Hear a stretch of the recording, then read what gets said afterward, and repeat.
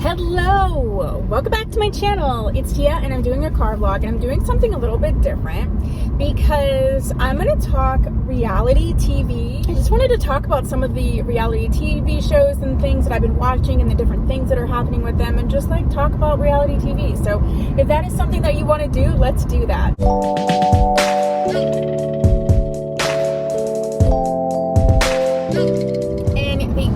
That I'm watching right now that's just getting me like yelling at the TV and having conversations is Love is Blind. Now, I've watched Love is Blind from the beginning, and I watched Married at First Sight. I realized we're like in a cycle of Married at First Sight. I had to catch up on that. That's one I kind of miss here and there, and I didn't start watching until not the season with Chris, that horrible guy.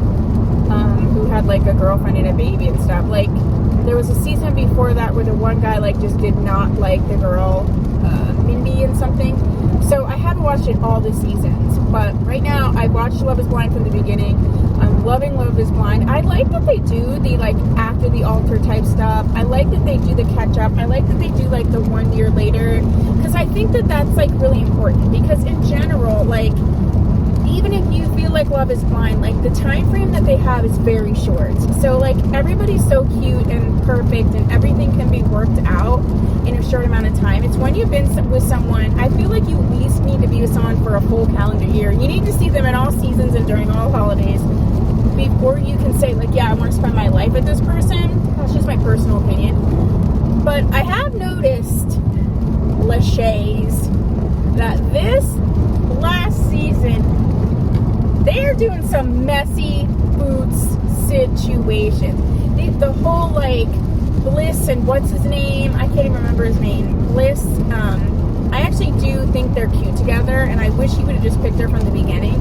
But him being able to like go and talk to her and be with her still, I think they're gonna have a hurdle getting over that. I think they can get over it, but I do think they're gonna have a hurdle getting over that. I think they would have had less of a hurdle if this happened in real life. I think the fact that she's on TV and she knows people are going to be like, you're so dumb, blah, blah, blah, I think it's really having Bliss like push back a lot.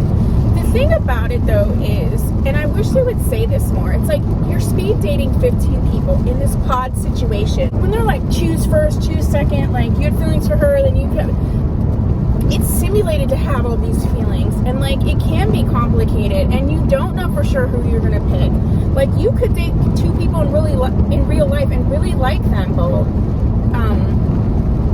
Usually you weed that out earlier, but like in this scenario, everything is just very, like, the whole goal is to pick someone and fall in love, and so I can see how like it could be confusing and you could have feelings for more. I could see myself like being torn between certain people, and it's like, I know Bliss is feeling like it's a second choice, but at the end of the day, the person that we're with, like, unless we're their first love, they've always had feelings for other people. Feelings aren't, just like, okay, I'm done with this relationship, no more, don't feel anything else. You can be with someone new and be totally happy and still have residual feelings from a prior relationship or experience. So like, that's kind of what I think happened. And it was like right away that they both were like, nope, wrong person. It's not like they did the whole experiment and then he was like, kind of like, what's his name, Deepti and what's his name, he like wanted to be with her, and then she was with that other stupid guy, and then they went through the whole thing, and then they were like BFFs, and they tried to date, and then they ended up not being able to be friends at all. But like, he was right away like, wrong person. She was just so mean to him, like, and it's like, girls, come on, you're gonna be on everybody, like, you're gonna be on national TV. Like, this isn't the first reality show ever. You know what this means, you know what it's gonna do. And some people just do and say things that are just so unkind and unfeeling. I'm just like, you know what? Ugh. And I don't think they get how hard that is going to be to like live that down, because this isn't a reality show in the same way that there's other reality shows like Vanderpump Rules, which is on like season 10 or 11 or whatever, I don't know, a lot, or Real Housewives, where like you can essentially make a career out of it. Like, this is kind of a one and done thing. You'll have like the reunion thing or whatever, but it's like, you want to portray yourself and memorialize like that's what you want, okay. So yeah, so that's, that's just kind of my thoughts about that situation. I do feel like them like inviting random people in after the fact, like they didn't used to do that. Like once you were not on the show, you were off the show. And so that's always interesting. That's how it is like at Married at First Sight. Like you don't get to stay and be part of everything if you don't stay in it. I just feel like they were like, we need a little bit of drama, and introducing guys that like I think her name's like Jacqueline or something, like the guy that liked her, and just all that messiness with her and Marshall. It's like the dude came in, first of all, he was so drunk. I was so put off by how he was like getting in Marshall's face and even in getting in Jackie's face. Like that is not attractive to me, that you're inebriated, you're like, crossing my personal boundaries, and just all of that. It was just all gross. And the fact that she even entertained it for like a half a second, first of all, it's just so rude to Marshall. But it's like, dude, this guy ain't the one. Maybe Marshall's not the one for you, but this guy definitely ain't the one. As far as the other ones, I don't see Kwame and is it Courtney, I think. I don't see them working out. She's totally in it. He's basically not. I think he wants to be in it, but there's a lot of stuff that he's not happy with.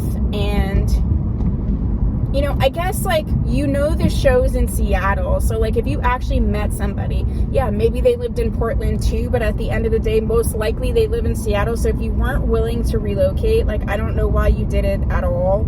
And he's already like, I'm tied down because of the dog. I kind of understand that. If you don't have an animal, if you don't have a dog, especially a dog, I'm just not a dog person because of that. I feel like it really ties you down. It's like having a toddler that never grows up. Like I have cats, but it's like I could go for a weekend and leave the cats and just have someone pop in and feed them, or whatever. It's not the same with dogs, so I understand that part of it. I really do. But you would think in the pods they would talk about, like the whole point is like you potentially are going to marry someone from this pod, so wouldn't you discuss like pets and what that looks like? And she does work 7 to 7 and he's at home, so he would be taking care of her dog. Like he's not just going to put it in the kennel and ignore it while it's in the same house. So it's like you think you would talk about those things. And do you want a family? When do you want a family? It's not like you just met someone at a bar and you clicked and you started hanging out and it just progressed. Like you went on a show where the goal is to get married. Why would you not talk about those types of things? And then that's not the person to choose. If, he's over here like, I want to wait a really, really long time. And the other thing, dudes, there are definitely, things to be able to make having children when you're older as a woman feasible. Yes, but it's still hard no matter what. And at the end of the day, if you're with a woman who's in her 30s and she hasn't had children yet and she wants them, you have to know that she's going to want them. Like there's a biological clock for a reason. Yes, there are celebrities having babies at 50. Yeah, but that's not normal, and that's not the average experience, and it's not easy. And so it's like, stop acting brand new. Like, oh my, she wants to start a family. She wants kids and she's in her 30s and she wants multiple kids. Yeah, she's got to start soon. Just got like super jazzed about that. It's the same as someone not wanting kids. It's like, there's just certain things that, it's just biology, like has to be done a certain way. So if that's a deal breaker for you, then just say that. I don't care if you're in a pod or not. If you don't want kids, if you don't want to get married, if you want a lot of kids, if you want kids fast, if you do want to get married and you want to get married quickly, say those things so that if it is not going to work for the other person, you guys can really sort of cut your losses early. But yeah, so that's what I have to say about Love is Blind as of right now. If you want me to do more of these, let me know. I can totally do them. Let me know your thoughts down below. Thank you so much. I'll see you in my next video. Bye!